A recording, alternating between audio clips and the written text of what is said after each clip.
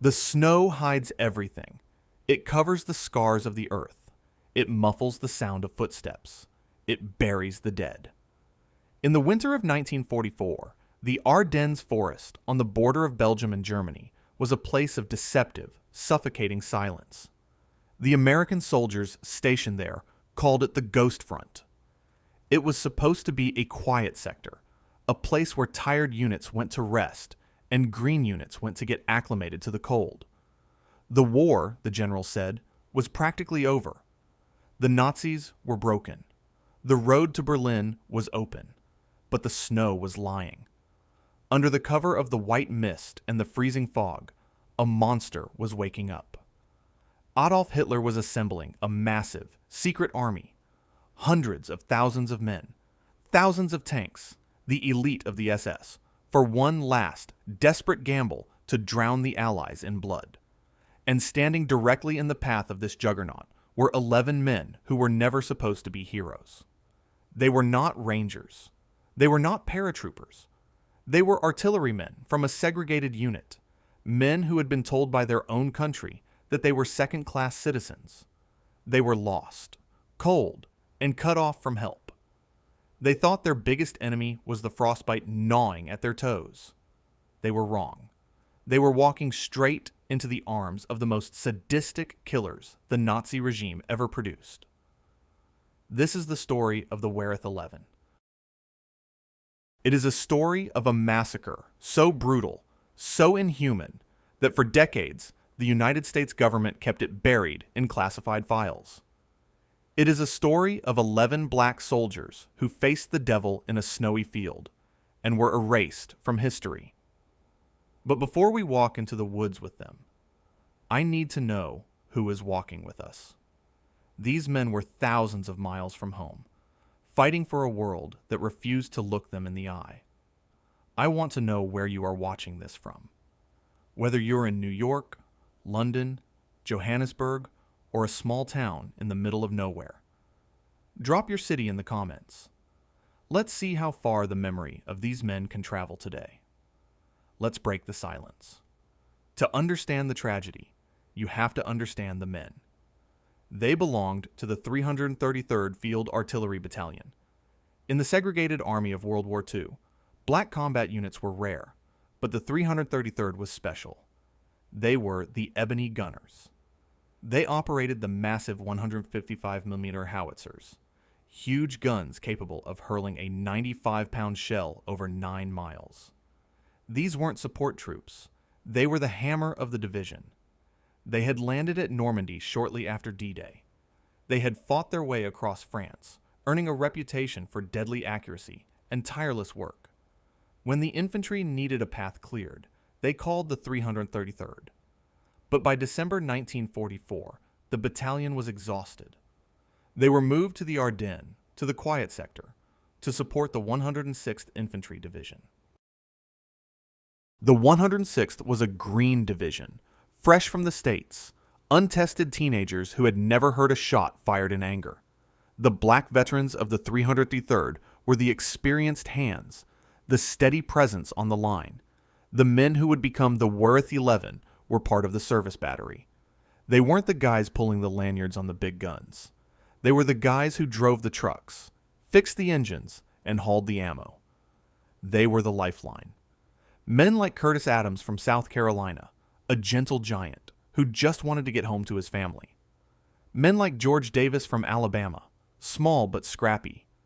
Men like Thomas Fort, a cook who could make a K-ration taste like a Sunday dinner. They were ordinary men. They didn't sign up to be martyrs.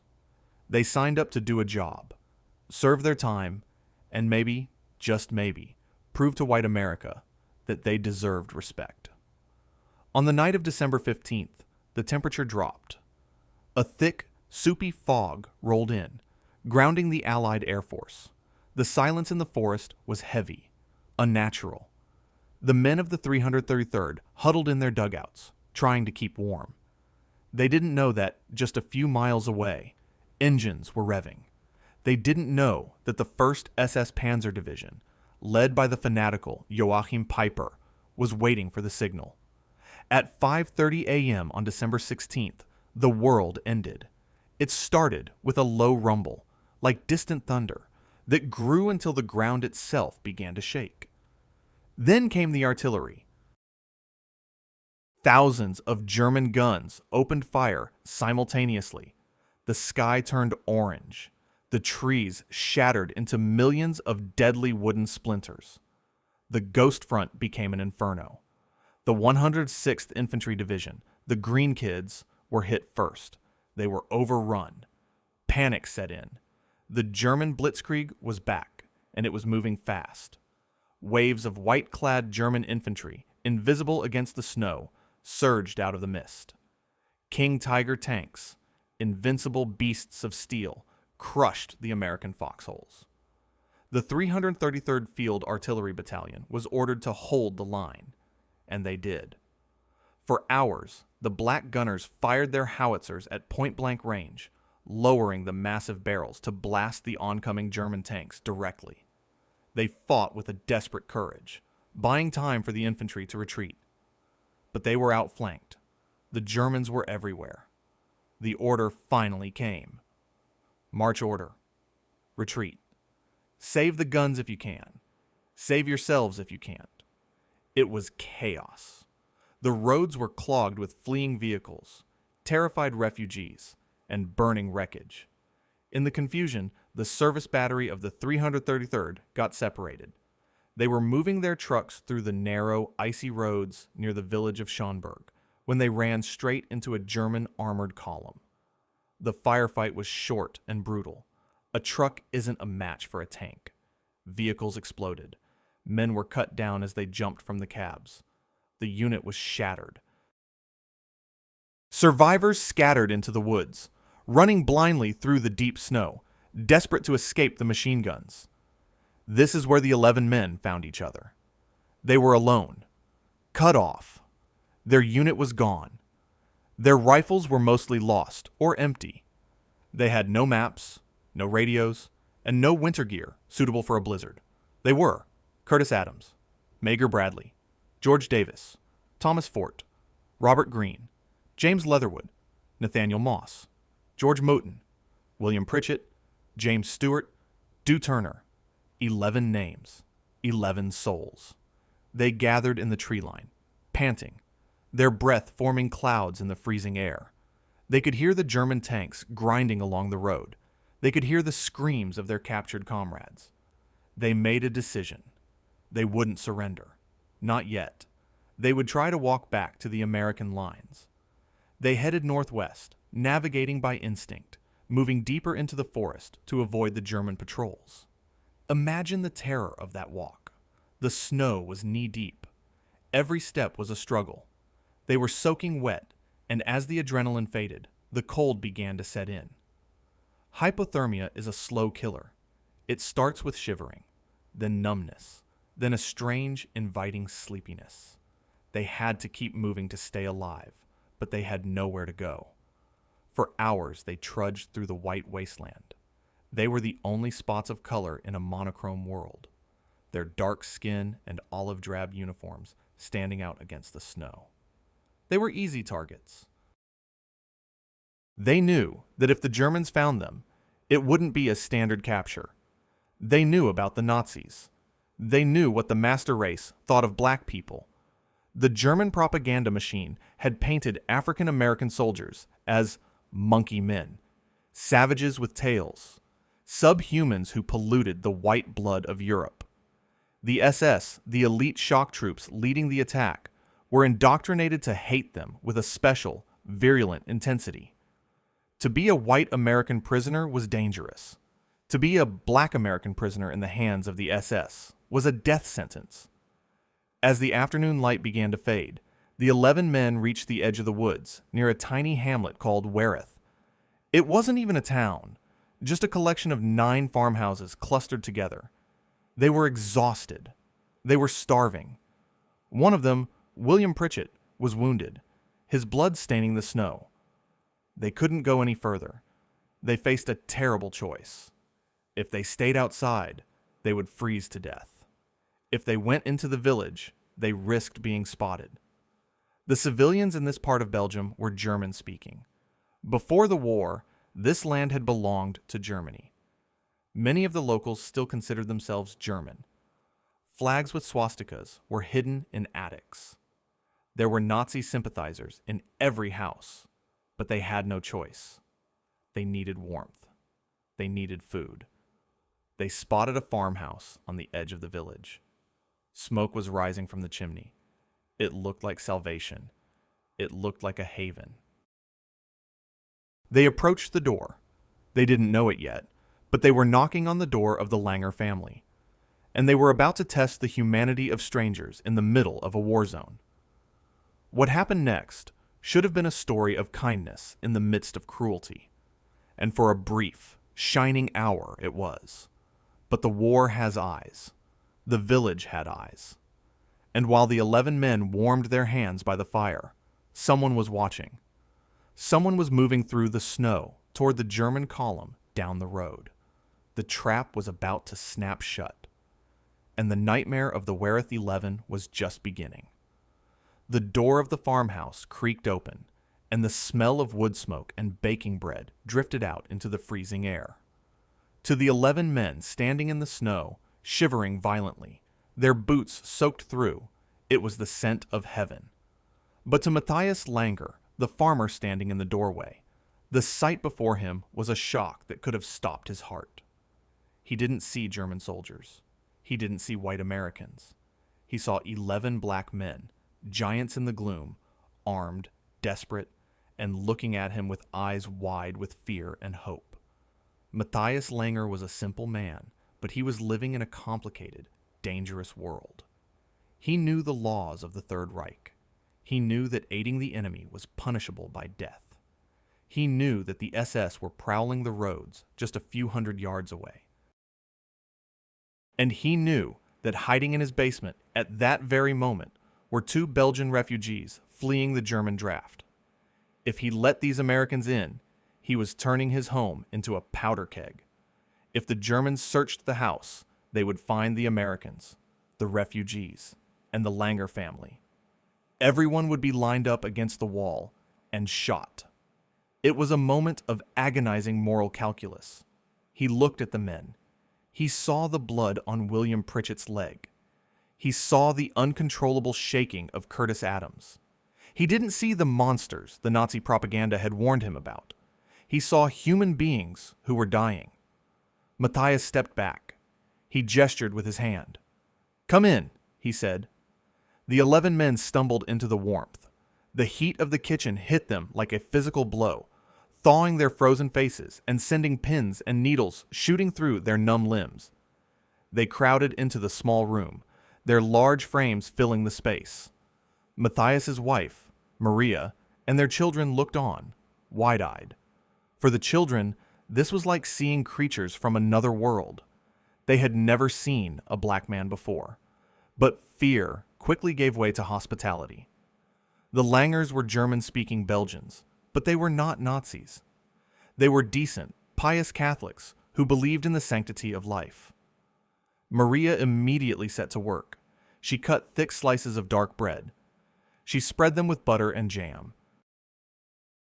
She poured hot ersatz coffee, a bitter substitute made from grain, but hot enough to warm a man's soul. For the next hour, the war seemed to vanish. The men of the 333rd sat at the wooden table, their rifles leaning against the wall. They ate with the ravenous hunger of men who hadn't seen a hot meal in days. They smiled at the children. They tried to communicate with Matthias in broken French and hand gestures. They showed photos of their families back home, mothers in Alabama, wives in South Carolina. In that kitchen, the racial hierarchies of America and the murderous ideology of Germany were suspended. There was only bread, warmth, and the recognition of shared humanity. Thomas Forte, the cook, smiled for the first time in 48 hours. George Davis relaxed his shoulders. They thought they had made it. They thought the worst was over. They assumed that once they were warm, they could figure out a plan, maybe wait for the American lines to push back, or surrender to a regular German unit that would treat them as prisoners of war. They believed in the rules. They believed that soldiers, even enemy soldiers, respected the conventions of war. But they didn't know who was watching. The hamlet of Wereth was tiny, but it was not isolated. As the 11 men had walked through the village to the Langer house, curtains had twitched. Eyes had watched from the shadows. And in Wereth, loyalty was a divided thing.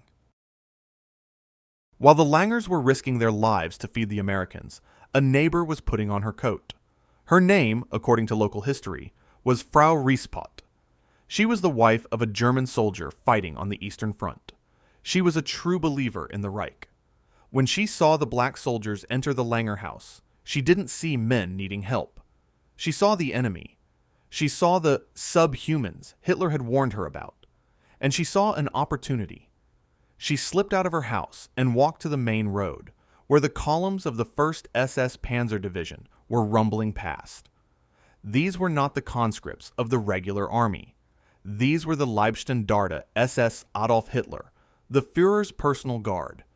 They were hardened veterans of the Russian front, men who had burned villages and executed civilians as a matter of routine. They were indoctrinated, ruthless, and fueled by a fanaticism that viewed mercy as weakness. Frau Riespot flagged down a vehicle.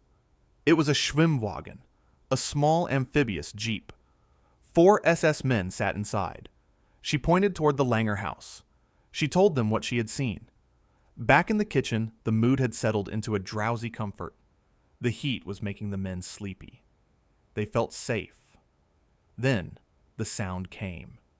It wasn't the roar of a tank. It was the distinct, high-pitched whine of a light vehicle engine stopping directly outside. Then, the slam of car doors. Then, the heavy crunch of jackboots on the frozen snow. The atmosphere in the kitchen shattered instantly. The men grabbed their rifles, but Matthias Langer held up a hand. He looked at them with desperate eyes. He pointed to his wife and children. He didn't have to speak English for them to understand. If you fight, they will kill my family. If you shoot, the house burns down with us inside. The 11 men of the 333rd faced their final choice as free men. They were armed. They could have taken the 4 SS men with them. They could have gone out shooting, fighting for their lives. But they looked at the terrified faces of the Langer children. They looked at the woman who had just buttered their bread. They put their rifles down. They chose to surrender to save the people who had shown them kindness. It was an act of profound moral courage, a decision to place the lives of strangers above their own survival. The door burst open. The cold air rushed in, followed by the 4 SS troopers. They were young, arrogant, and heavily armed with MP-40 submachine guns. They wore the camouflaged smocks of the Waffen-SS. When they saw the black soldiers, their faces didn't show surprise. They showed a sneering, predatory delight. Hände hoch! Hands up! The 11 men rose slowly. They raised their hands. They did not resist. They were patted down. Their weapons were kicked away. The SS men shouted at them, shoving them toward the door. Matthias Langer tried to intervene, tried to say something, but a gun barrel was shoved into his chest.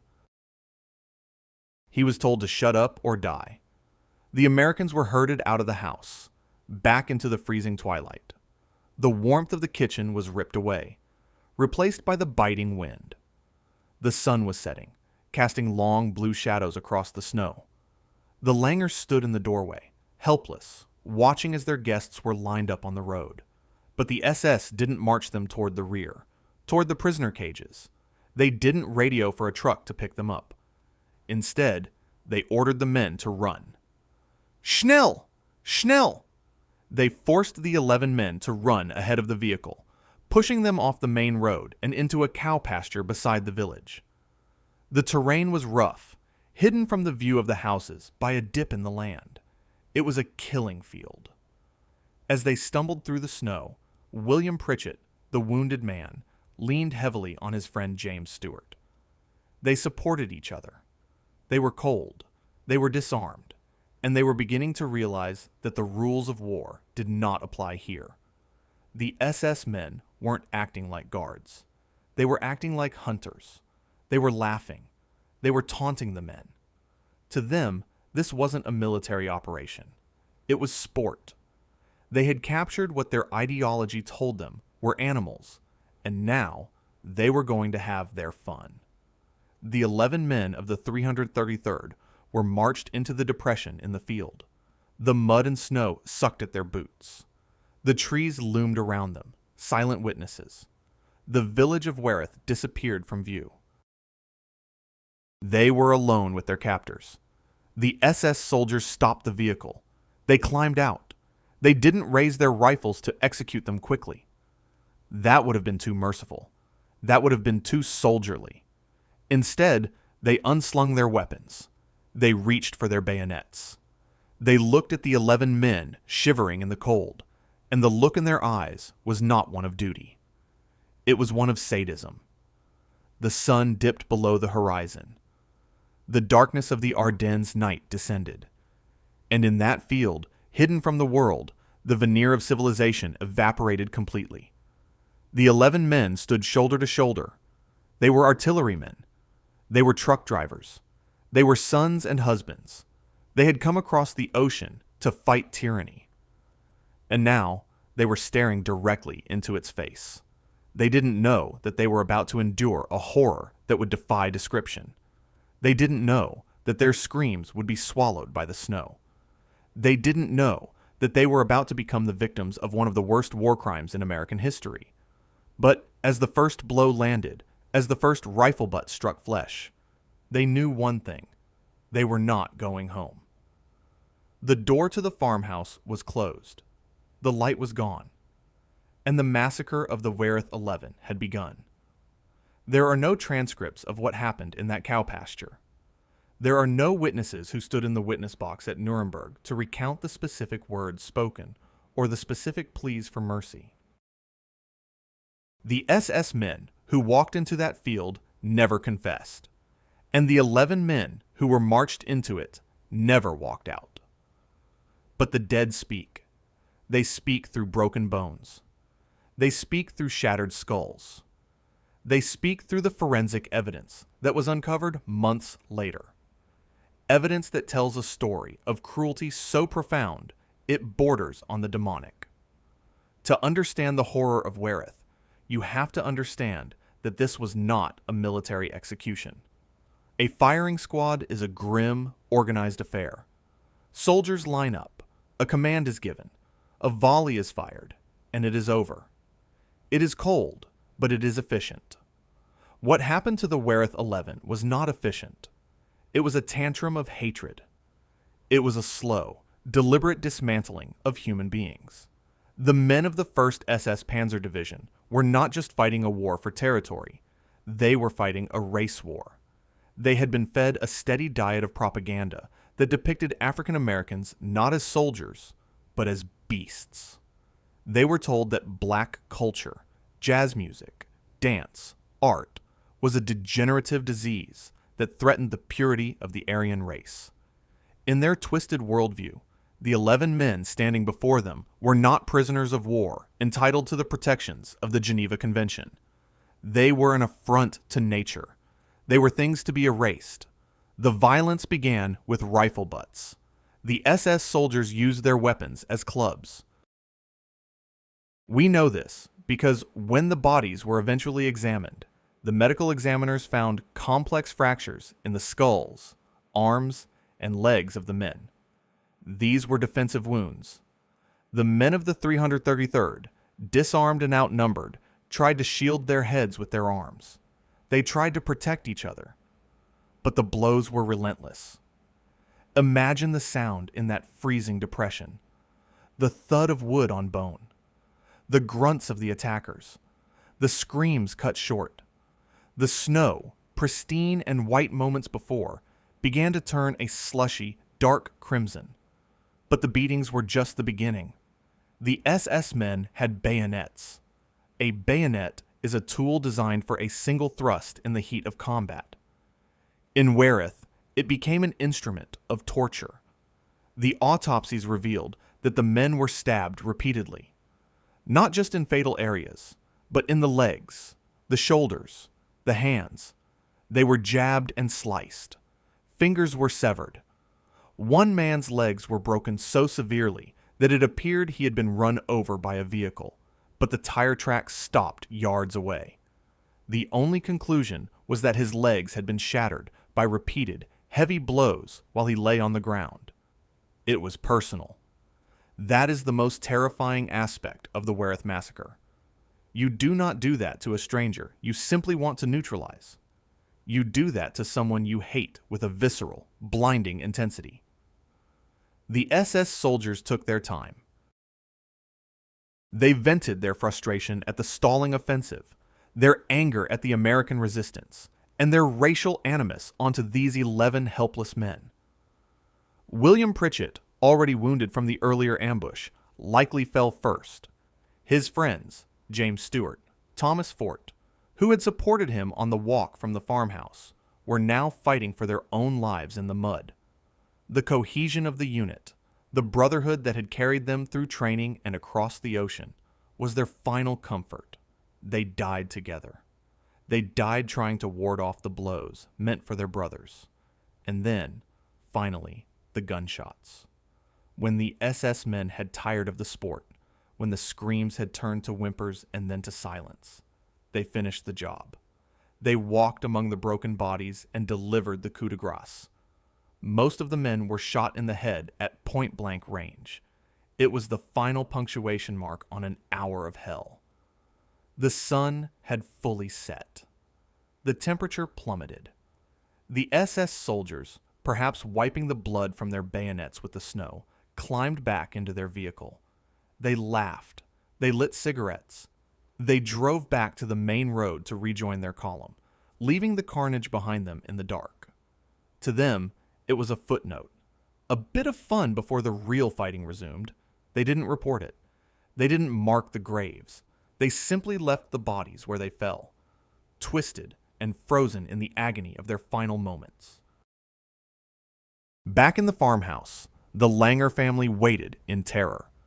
They heard the shots. They knew what had happened, but they could do nothing. To go outside was to risk being shot themselves. To report, it was to admit they had harbored the enemy. So they stayed inside, huddled together, praying for the souls of the men who had shared their bread just an hour before. The silence that settled over Wereth that night was heavy. It was the silence of complicity and fear. The village knew. The neighbors knew. Frau Riesepot knew. But the war was rolling on. The Battle of the Bulge was raging. The skies were filled with the roar of V-1 buzz bombs and artillery shells. The deaths of 11 black soldiers in a cow pasture were swallowed by the sheer scale of the violence consuming Europe. The next day, the snow began to fall again. It fell thick and heavy, burying the bodies. It filled the boot prints. It covered the blood. Within 24 hours, the field was a smooth, white blanket. The Wereth 11 had vanished. To the U.S. Army, they were simply missing in action. In the chaos of the German breakthrough, thousands of Americans were missing. Entire regiments had disintegrated. The paperwork was in shambles. There was no one to look for them, no one to ask questions. The 333rd Field Artillery Battalion was busy fighting for its life, retreating, regrouping, trying to save its guns. They listed the men as missing and hoped they had been captured. They hoped they were sitting in a POW camp, cold and hungry, but alive. They couldn't imagine the truth. While the Wereth 11 lay under the snow, another massacre was taking place just a few miles away, near the town of Malmedy. There, the same SS division captured over 80 white American soldiers from an artillery observation battery. They herded them into a field and mowed them down with machine guns. It was a horrific war crime. But there was a difference. At Malmedy, a few men survived. They played dead, escaped into the woods, and made it back to American lines. They told the story. The Malmedy massacre became headline news within days. It galvanized the American public. It became a rallying cry for the troops. "Remember Malmedy," soldiers shouted as they went into battle. The army launched an immediate investigation. They swore vengeance. The victims at Malmedy were seen as martyrs, their deaths a symbol of Nazi barbarism. But there were no survivors at Wereth. There was no one to run back and tell the story. And so, there was no rallying cry. There were no headlines. The 11 black soldiers were not martyrs. They were ghosts. The contrast between Malmedy and Wereth is the starkest example of how race dictated value, even in death. The white soldiers at Malmedy were shot, a brutal, illegal act, but a quick one. The black soldiers at Wereth were tortured. They were mutilated. The level of violence visited upon them was exponentially higher. Yet, Malmedy is in every history book. Malmedy has monuments and museums. Wereth was forgotten before the snow even settled. For 2 months, the bodies lay there. The winter of 1944-45 was brutal. The bodies froze solid, preserved in the ice like statues of grief. The war moved back and forth. The Americans stopped the German advance. Patton turned his army north. The Bulge was flattened. The Germans retreated, pushed back by American firepower and Soviet pressure from the east. In February 1945, the snow began to melt. The white blanket receded, revealing the debris of the battle. Burnt-out tanks, shattered trees, and in a field in Belgium, 11 dark shapes emerged from the thaw. It was the villagers who found them first, or rather, refound them. But the fear was still there. The area was still a combat zone. It wasn't until the U.S. 99th Infantry Division moved into the area that the discovery was officially made. A patrol was alerted. They went into the field. What they found sickened them. These were battle-hardened infantrymen who had seen death in all its forms. They had seen men blown apart by artillery and burned in tanks. But this was different. This wasn't war. This was murder. They saw the fingerless hands. They saw the caved-in faces. They saw the bayonet wounds that riddled the bodies like pincushions.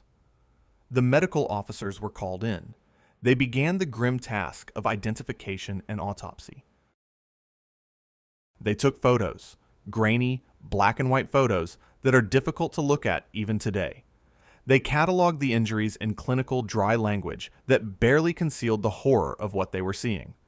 Crushing injury to skull, multiple stab wounds to thorax, fracture of femur. The report was filed. The bodies were tagged.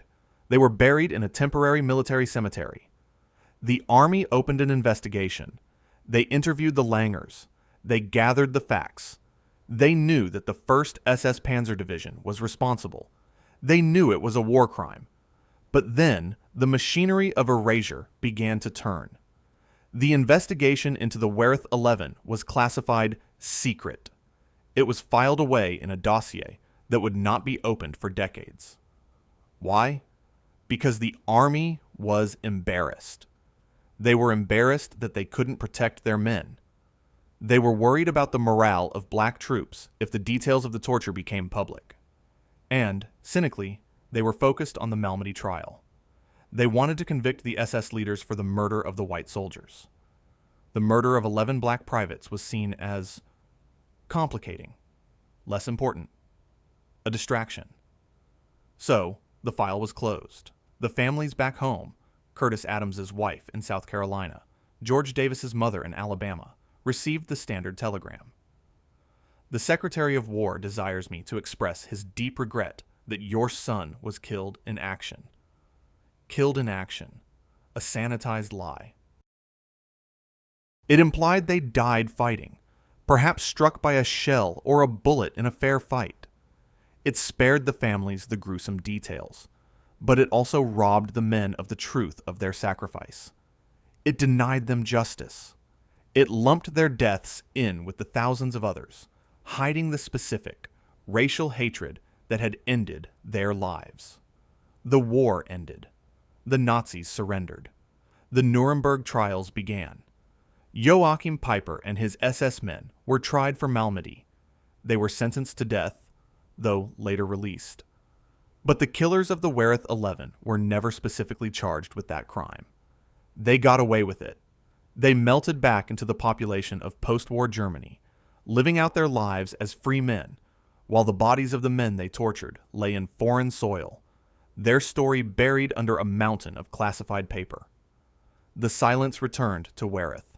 The cows grazed in the field again. The grass grew over the blood. The Langers remembered, but they were just a farm family in a tiny village. Who would listen to them? It seemed that the Nazis had won this final victory. They had not only killed the men, they had killed the memory of them. They had successfully treated them as if they never mattered. But the earth does not forget. And neither did the few people who knew the truth. The story of the Wereth 11 was about to enter a long hibernation, a 50-year sleep. But it would wake up. It would wake up because truth, like water, always finds a way to the surface. As we leave the frozen field of 1945, we move into the era of the Cold War and civil rights. While America was fighting for freedom abroad, it was still denying it at home. And the file of the Wereth 11 sat in a box in Washington, gathering dust, waiting for someone brave enough to open it. The snow has melted. The bodies are buried, but the ghost of injustice is still haunting the woods of Belgium. And it is waiting for a voice. The war ended, but the lie had just begun to travel. In the spring of 1945, as the cherry blossoms bloomed in Washington, D.C., and the ticker tape rained down in New York, 11 families in the American South received the news that would shatter their worlds. In Piedmont, Alabama, George Davis's mother held a telegram. In Minter, Alabama, Thomas Fort's wife stared at a piece of yellow paper. The message was uniform, standardized, and cruelly vague. Killed in action. To a family in wartime, those words conjure images of a clean death, a soldier charging a machine gun nest, a hero falling instantly from a sniper's bullet. It suggests a death with honor, a death within the rules of combat. The Army did not tell Mrs. Davis that her son had been beaten with rifle butts until his bones snapped. They did not tell Mrs. Fort that her husband had been bayoneted while his hands were raised. They did not tell the families that their loved ones had frozen to death in a cow pasture, their bodies twisted by torture. By withholding the truth, the United States Army denied these families the right to grieve the actual reality of their loss. They denied them the righteous anger that should have followed. If the families had known the truth, there would have been an outcry. The black press, newspapers like the Chicago Defender and the Pittsburgh Courier, would have demanded justice. The NAACP would have marched. But without the facts, there was only silence. The families buried empty caskets or sealed coffins sent back from Europe, unaware that they were burying the evidence of a war crime. While the families mourned in ignorance, the machinery of international justice was gearing up in Germany. The Dachau trials, held to prosecute war criminals, focused heavily on the atrocities committed during the Battle of the Bulge. The star defendant was Joachim Peiper, the charismatic and ruthless commander of the 1st SS Panzer Division. He was the poster boy for Nazi fanaticism. The prosecution built a massive case against him for the Malmedy massacre, where the white American soldiers were machine-gunned. Investigators scoured the countryside. They interviewed survivors. They built diagrams. They sought the death penalty. But in the mountain of evidence collected against Kampfgruppe Peiper, the file on the Wereth 11 was conspicuously absent. The prosecutors knew about it. The Army investigators had the autopsy reports. They had the photos, but they chose not to include the Wereth murders in the primary charges against Peiper. Why? The official reason was likely judicial economy. They had enough evidence with Malmedy to hang him, so why complicate the case with 11 more victims? but the subtext was impossible to ignore. In 1946, in a courtroom run by white American officers, the torture of 11 black men simply did not carry the same judicial weight as the murder of 80 white men. It was a calculation of value. The Wereth 11 were treated as surplus victims, unnecessary for the conviction, and therefore expendable in the narrative of justice. Piper was convicted. He was sentenced to death, but he was never executed. In the 1950s, political winds shifted. The U.S. needed West Germany as an ally against the Soviet Union. Sentences were commuted. Piper was released from prison in 1956. He went on to work for Porsche. He lived a comfortable life, buying a home in France, translating books, and enjoying the freedom that Curtis Adams and Mager Bradley never got to taste. The man responsible for the massacre of the Wereth 11 died not by the hangman's noose, but in a fire in his own home decades later. A strange, karmic end, but not a legal one. For 50 years, the story of the Wereth 11 sat in the dark. The file, labeled secret, gathered dust in the National Archives. The village of Wereth went back to being a sleepy farming hamlet. The Langer family continued to work the land, but they did not forget. Matthias Langer, the farmer who had opened his door, lived with the memory of that night for the rest of his life. He carried the guilt of a man who was forced to watch his guests be marched to their deaths. But it was his son, Herman Langer, who became the keeper of the flame. Herman was just a boy of 12 when the black soldiers entered his kitchen. He remembered their size. He remembered their fear. He remembered the gum one of them had given him, a small, sweet gesture in the middle of a war. And he remembered the SS men dragging them away. As Herman grew up, he watched the world move on. He saw monuments being built all over the Ardennes. There were tanks on pedestals. There were plaques for the 106th Division. There were memorials for the white soldiers at Malmedy. But at the site of the cow pasture in Wereth, there was nothing, just grass and wind. It gnawed at him. It felt like a sin. How could men die like that and be forgotten? How could the Americans, who came back every year to celebrate the liberation, drive right past Wereth without stopping? Herman Langer decided that if the United States Army wouldn't honor its own men, he would. It started small. He fashioned a simple cross out of wood. He walked out to the depression in the field where the bodies had been found. He drove the cross into the ground. He planted flowers. He didn't have a government budget. He didn't have a committee. He just had a conscience. For years, that solitary wooden cross was the only memorial to the Wereth 11 on the face of the earth. Herman tended to it religiously. He weeded the area. He replaced the flowers when they withered. It was a private vigil, a promise kept by a Belgian farmer to 11 ghosts from Alabama and Mississippi and South Carolina. The locals knew about it. They respected it. But to the outside world, the site was invisible. The tour buses didn't stop there. The history books didn't mention it. The secret classification on the Army file ensured that no researchers stumbled upon the location. The erasure was almost perfect. But the 1990s brought a change. The generation that fought the war was beginning to die off, and a new urgency to record their stories emerged.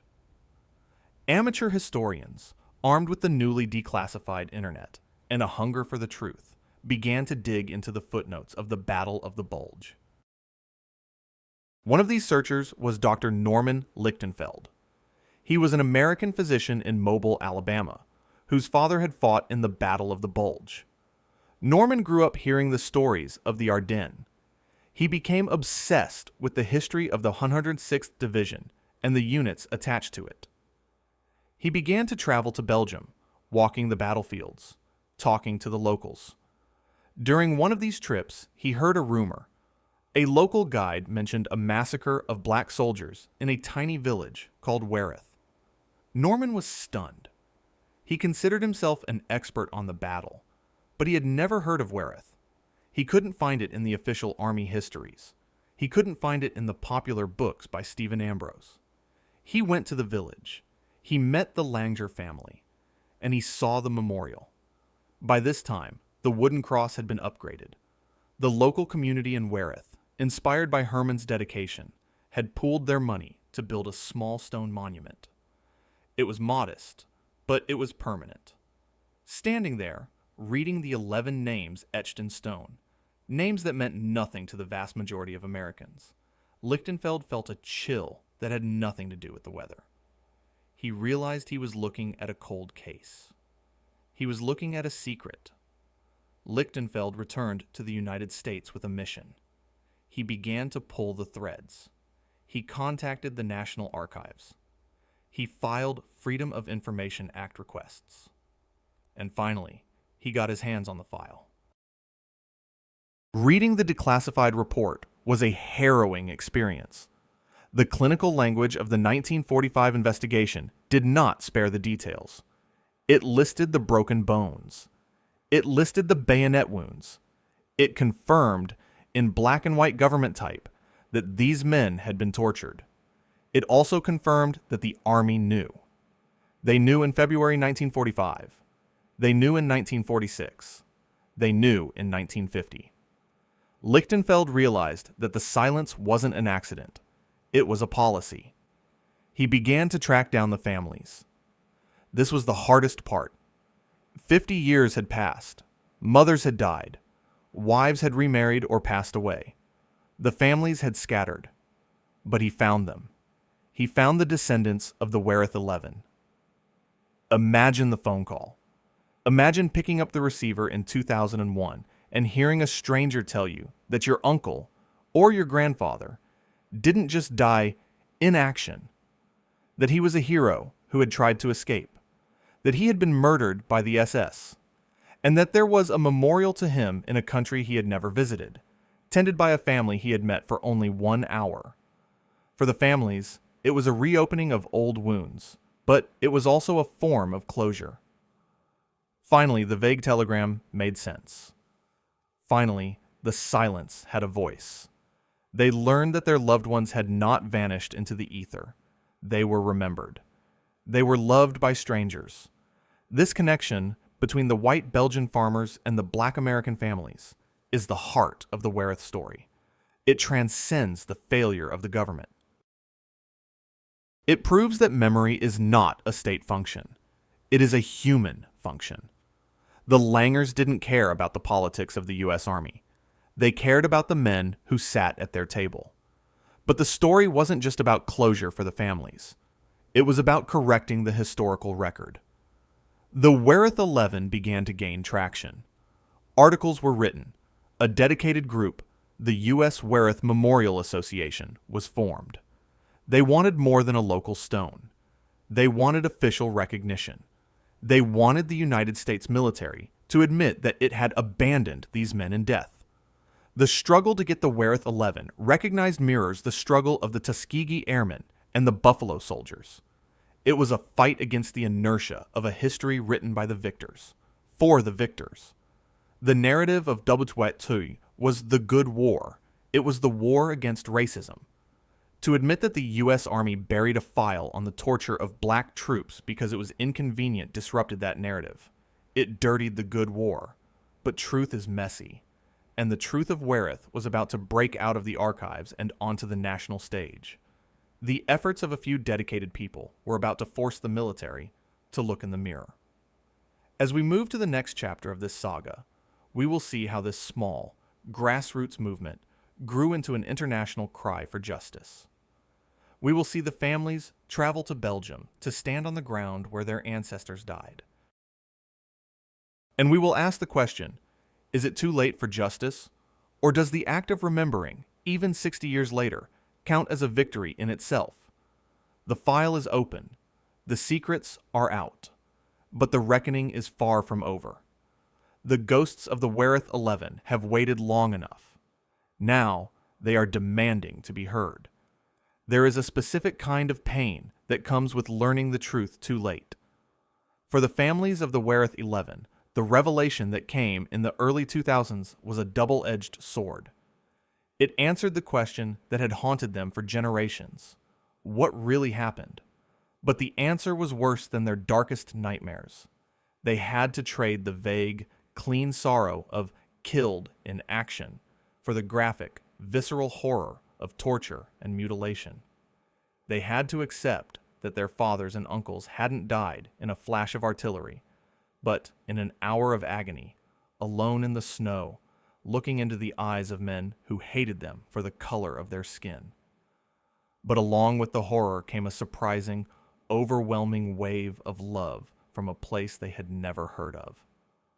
When the families learned that a community in Belgium, white, German-speaking farmers, had been tending a shrine to their loved ones for 50 years, it broke something open in their hearts.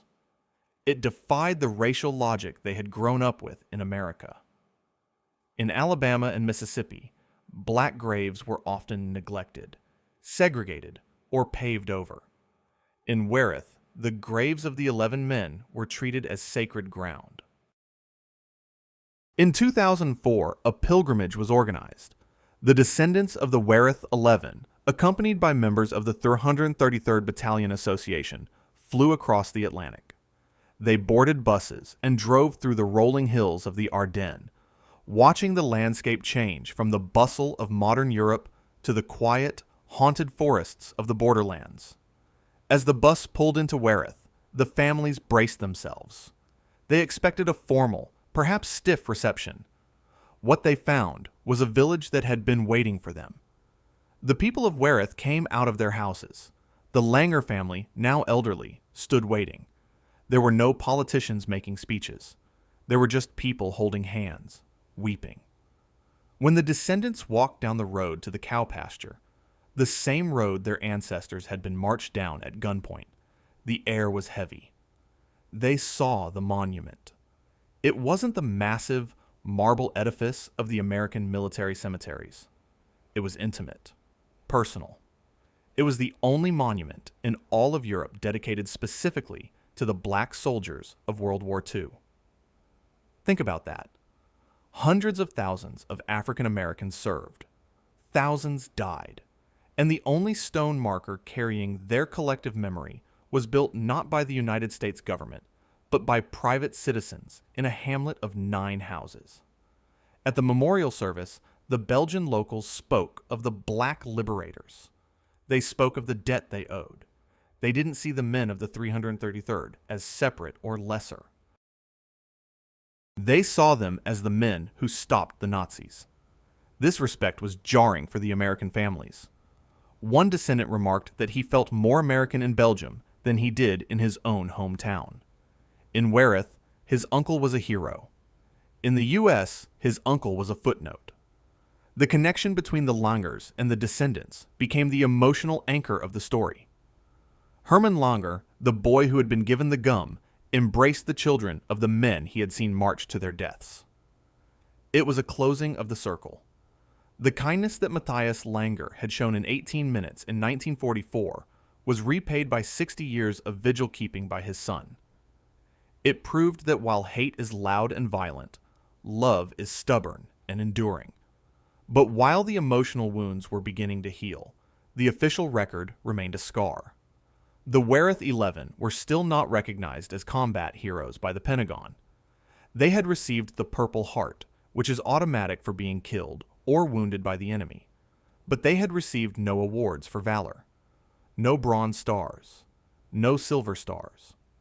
The advocates for the Wereth 11 argued that their actions, holding the line with their howitzers, attempting to evade capture, and refusing to give up intelligence under torture, constituted heroism.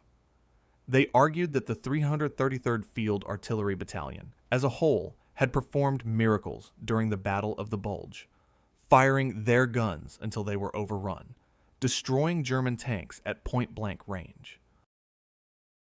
Yet, the unit's contributions were often glossed over.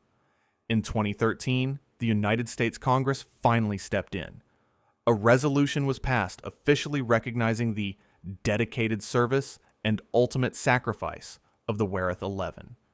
It was a significant moment. It put the names of the 11 men into the congressional record. It forced the military establishment to publicly acknowledge the massacre. But for many, it was still a piece of paper. It wasn't a medal. It wasn't a chapter in the textbooks. The fight for recognition expanded beyond the 11 men. It became a fight for the entire 333rd. This unit had suffered the highest casualties of any artillery battalion in the First Army during the Bulge. They had lost nearly 50% of their officers and men. They had lost their guns. But they had never lost their discipline. When the survivors were reorganized into the 969th Field Artillery Battalion, they went right back into the line. They fired the support missions that helped break the siege of Bastogne. The 969th, incorporating the survivors of the 303rd, was awarded a Distinguished Unit Citation. It was the first time a black combat unit had received the award. But the specific story of the service battery, the men who were massacred, was swallowed up in the larger citation. The Army prefers stories of victory. The story of Wereth was a story of victimization and loss. It didn't fit the John Wayne narrative of the war. It was messy. It was ugly. It reminded everyone that the good war had a very dark underbelly. This is the complexity of black history in Wayno. It is a tapestry woven with threads of incredible valor and unbearable tragedy. For every Dory Miller shooting down planes at Pearl Harbor, there is a Wereth 11 freezing in a field. For every Tuskegee airman soaring in the sky, there is a Port Chicago sailor blown to pieces while loading ammo. To tell the truth of the war, you have to tell both sides. You have to celebrate the victories and mourn the atrocities. The memorial in Wereth now stands as a pilgrimage site, not just for the families, but for anyone who wants to understand the true cost of freedom. Every year, in May, a ceremony is held. Belgian schoolchildren lay flowers. American military personnel from nearby bases in Germany attend in dress uniform. They salute the stone. They play taps. The notes of the bugle drift over the cow pasture, echoing off the trees where the SS hid their crimes. For the modern U.S. military, Wereth has become a teaching tool. It is a lesson in leadership, in ethics, and in the consequences of dehumanization. Commanders take their troops there to show them what happens when the laws of war are abandoned. They use the story of the 333rd to teach resilience. The 11 men are no longer just victims. They are teachers. They are teaching a new generation of soldiers that character is defined by what you do when no one is watching, just as Matthias Langer opened his door when no one was watching. But the most powerful legacy sits on the mantles of 11 homes in America. It is the new knowledge that their ancestors were not just unlucky. They were targeted. They were martyrs for a cause that didn't fully accept them. This knowledge carries a heavy weight, but also a fierce pride. The families know that the blood of the Wereth 11 is part of the soil of Europe. They know that they have a stake in the victory over fascism that can never be challenged. As we look at the photos of the 11 men, Curtis Adams' serious face, Thomas Fort's slight smile, we have to ask ourselves, what would they have become? They were young. They had their whole lives ahead of them. They would have come home to the civil rights movement. They would have been fathers, deacons, business owners. The massacre didn't just kill 11 men. It killed 11 futures. It killed 11 lineages. The theft of that potential is the true crime of Wereth. Yet, in their death, they achieved a kind of immortality that few soldiers ever reach. They became a symbol. They represent every black soldier who was mistreated, every file that was lost, every medal that was denied. They are the representatives of the unseen. When we speak their names, we are speaking for the thousands of others whose stories were successfully erased. The Langers still live in Wereth. The farm is still there. The kitchen where the bread was buttered is still there. It is a physical link to the past, a place where the veil between 1944 and today is thin. If you go there, you can feel it. You can stand in the spot where the decision was made, the decision to open the door. It is a quiet place, but the silence is no longer empty. It is filled with the presence of the 11 men. As we prepare for the final chapter of this story, we must look forward. The memorial is built, the history is known, but the work is not done. The story of the Wereth 11 needs to move from the margins to the center. It needs to be as well known as the raising of the flag on Iwo Jima. It needs to be part of the standard curriculum, because until we understand the depth of the sacrifice made by these men, we cannot fully understand the value of the freedom they died for. The snow has melted in the Ardennes, but the ground is still sacred. The ghosts have found their voice, and they are telling us that justice, even when delayed for 60 years, is still worth fighting for. The final block will bring this message home to us, demanding that we become the new guardians of this memory. The snow has melted in the Ardennes. The cows graze lazily in the pasture where the blood once pooled. The farmhouse still stands, a quiet witness to the worst and best of humanity. If you visit Wereth today, you will find a peace that feels almost unnatural given the violence that occurred there, but it is a peace that was purchased at a terrible price. As we stand at the end of this journey, looking back at the long, tortured road from the massacre to the memorial, we are left with a heavy question. What do we owe these men? We owe them more than a stone monument in Belgium. We owe them more than a belated resolution from Congress. We owe them the truth. And the truth is that the story of the Wereth 11 is not just a tragedy of the past. It is a mirror for the present. It forces us to confront the uncomfortable reality that for most of American history, black lives did not matter as much as white lives, even when those lives were given in service to the nation. Consider the fate of the killers. The men of the 1st SS Panzer Division, who pulled the triggers and wielded the bayonets, likely survived the war. They went back to their homes in Germany. They raised families. They bounced grandchildren on their knees. They grew old. They died in their beds. They were never punished for Wereth. The universe did not balance the scales. Justice, in the legal sense, failed completely. This lack of justice creates a void. It creates a wound in history that refuses to close. The only way to fill that void, the only way to salve that wound, is through memory. If we cannot punish the killers, we must elevate the victims. We must make the names of the Wereth 11 so loud, so omnipresent, that they drown out the anonymity the SS tried to force upon them. We must deny the killers their final victory, which was the erasure of these men from the earth. We must also reckon with the what might have been. Look at the photo of Thomas Ford again. Look at James Stewart. These were young men. They had dreams. They had potential. Maybe one of them would have become a great civil rights leader. Maybe one would have been a brilliant musician, or a doctor, or simply a father who raised a good family. All of that potential was stolen. It was cut out of the fabric of the world with a bayonet. The loss is not just to their families. It is to us. It is to the nation that never got to see what they would become. The story of the Wereth 11 also challenges the way we view the greatest generation. We love to tell the story of What To as a simple fight between good and evil. And it was. But the good side was flawed. The good side fought with a segregated army.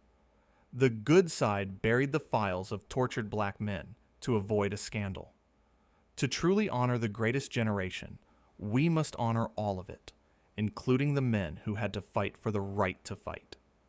We must acknowledge that for the black soldier, the uniform was a paradox. It was a target on his back in enemy territory and a target on his back at home. Yet, despite everything, despite the cold, the fear, the racism, the betrayal, they served. They drove the trucks. They fired the guns. They walked into the farmhouse. That is the definition of patriotism. It is not the blind worship of a flag. It is the willingness to defend the ideals of a country, even when that country is failing you. The Wereth 11 were the ultimate patriots.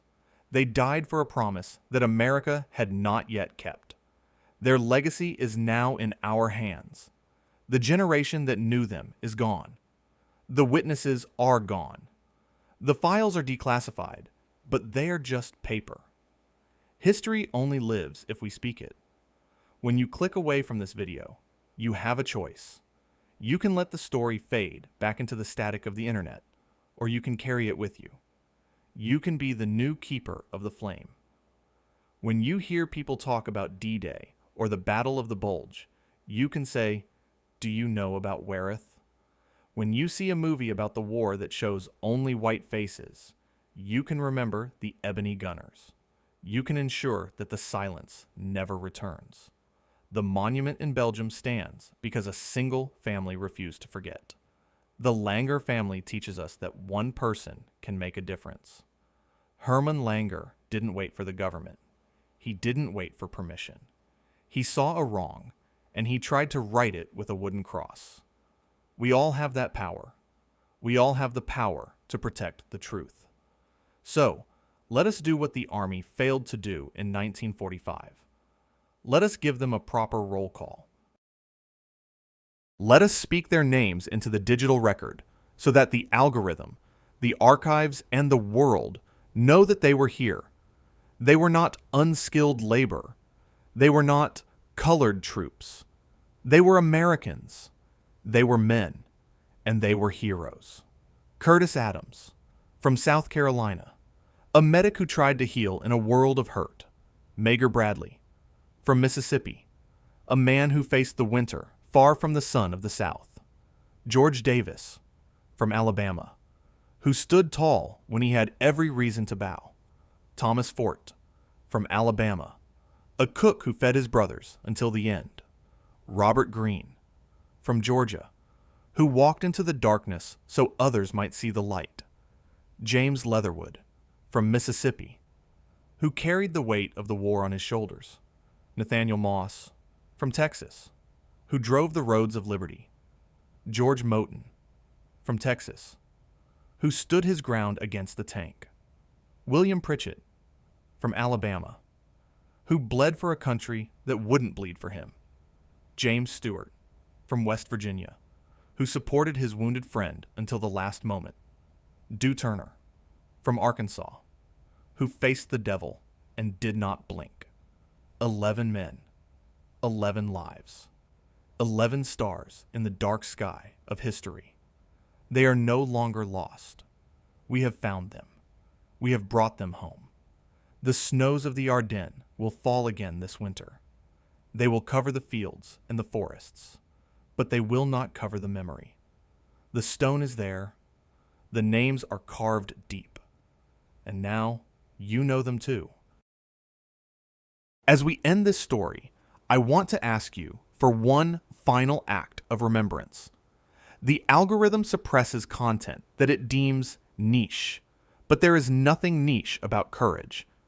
If you believe these men deserve to be known by millions, not just thousands, then you have to help. Share this video, send it to a friend, post it on a forum, make the noise that the Army tried to silence. And in the comments below, I want you to do something simple. Type the name of just one of the Wereth 11.